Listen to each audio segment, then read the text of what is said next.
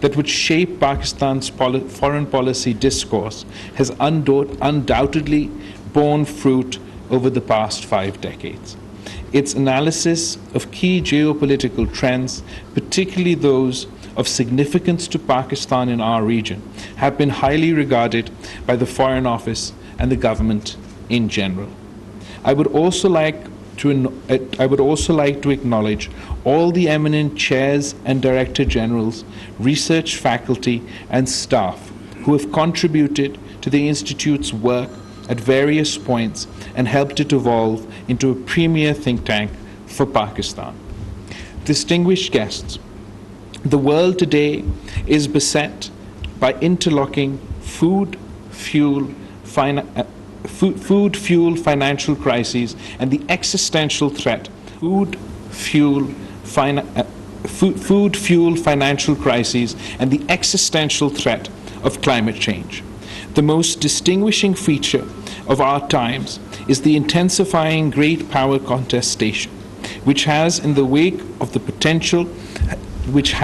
its wake the potential to divide the world, undermine the prospects of international collaboration, and to tackle global challenges, and even evoke major power conflict.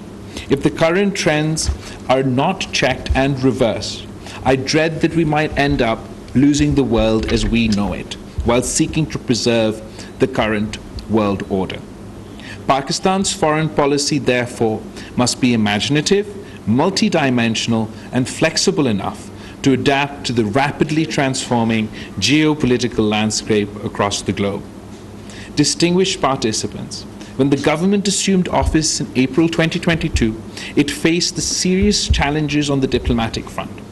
Despite that, we diligently pursued a foreign policy aimed at addressing our national challenges, opening doors for our people, improving access of our goods and services, preserving sovereign decision-making at multilateral fora, and promoting multilateralism and international law while amplifying Pakistan's viewpoint at the regional and global level. Addressing our domestic issues requires quick rebuilding of ties and restoring trust with key capitals and reinvigorating substantive engagement with our traditional partners. Pakistan is committed to forging good relations with all major powers. Beyond the United States and China, this includes Europe, Russia, and Japan, as well as the ASEAN and Republic of Korea. We reinforce and deepened our traditional partnerships with Saudi Arabia, the United Arab Emirates, Turkey, Iran, and Qatar. We see a positive trend in Pakistan-Africa bilateral linkages in terms of trade, political, parliamentary, military, and security cooperation. Pakistan has clearly voiced its opposition to any bloc politics or relapse into the Cold War.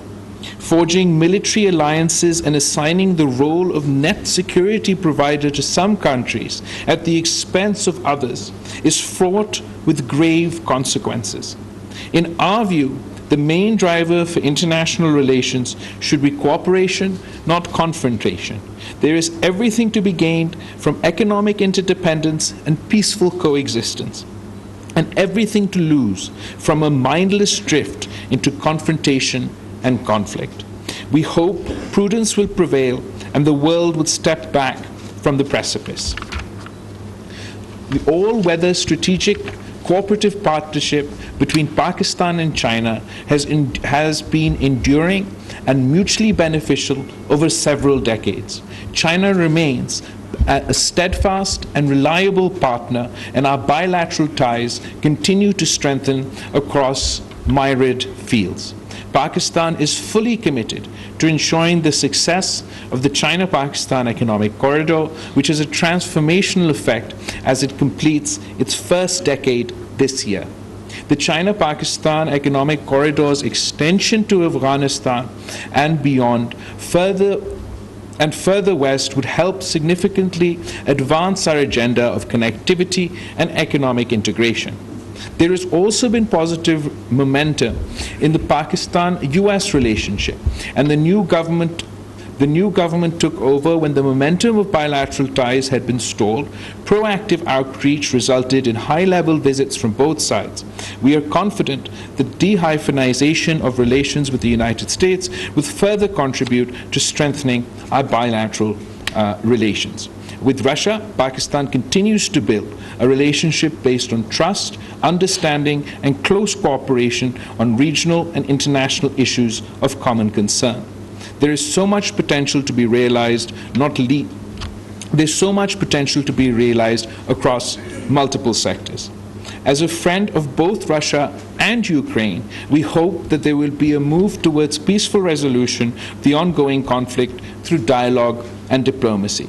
As Pakistan has stressed throughout, there has to be an adherence of the time-honored principles of interstate relations and the UN Charter, including respect for sovereignty and territorial integrity.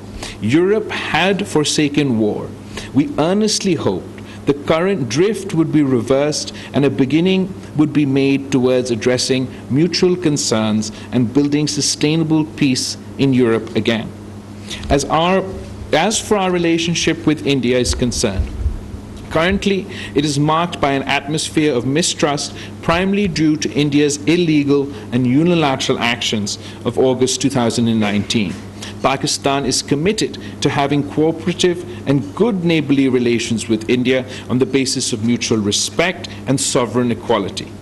To move forward, India will have to address the obstacles that hinder peaceful coexistence, reverse its illegal measures in occupied Kashmir, and create an enabling environment for meaningful engagement and result-oriented dialogue. Pakistan remains committed to a peaceful resolution of the Jammu and Kashmir dispute in accordance with the UN Security Council resolutions and the wishes of the Kashmiri people. If this dispute is resolved in a just and fair manner, not only durable peace will be established in South Asia, but also the peace dividends would contribute to the well-being and prosperity of 1/5 of humanity residing in our region. I had the opportunity to be the first foreign minister to visit India within the context of the SCO CFM that was hosted in Goa earlier this year. There's a heads of state, heads of government meeting to be held soon. And while we were in the process of deciding whether our Prime Minister should partake in person or through virtual means, before we could reach our own decision, India decided to turn the entire SCO heads of government, heads of state meeting into a virtual format. So now we look forward to participating virtually. But we are committed to our engagement through multilateral organizations. We particularly are committed to regional organizations such as the SCO, and I believe Pakistan's participation, despite our bilateral issues, was a strong signal of Pakistan's commitment to the SCO and regional integration overall. And we've also been particularly active at other multilateral fora, whether it's the United Nations or whether it is the COP27 or whether it was the G77 plus China. And I'm particularly proud of Pakistan's contribution at each of these regional fora. Finally, in light of recent political developments in Afghanistan, the international community must maintain a pragmatic approach and constructive engagement. Abandoning Afghanistan or its 40 million people during this critical phase could lead to unimaginable consequences. The international community must continue to provide support and assistance to avert any potential humanitarian disaster and help build a sustainable economy for long-term development of Afghanistan. Simultaneously, Pakistan hopes that the Taliban authorities would be responsive to the expectations of the international community. The Afghan interim government must ensure inclusivity, respect for human rights of all Afghans, and effective counter-terrorism action. There was a revival and rejuvenation of bilateral political and sectoral dialogues with all partners through high-level engagement and regular bilateral political consultations, which have allowed institutionalizations of our relationships across the board. Distinguished participants, Pakistan will continue to play its rightful role in the maintenance of international peace and security and advance the cause of sustainable development.